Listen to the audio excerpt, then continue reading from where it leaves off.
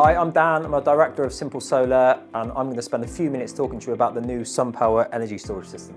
The install process for this system was really easy. So the batteries sit on the base, they stack together modularly, there's no cables going between the modules, it all slots together really nice. It sits nice and tight to the wall, everything's tucked out the way. It looks great and was super easy to commission on the brand new SunPower app.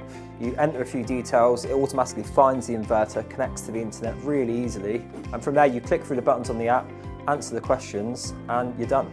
So we installed this system in just one day with 12 510 watt SunPower panels on the roof.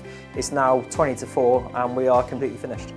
So there were a few bits in the commission process that were really easy. There was no scanning QR codes, no waiting around for internet connections. It was literally open the app, it searches on its own for the device, finds a device, you click connect, and that was it.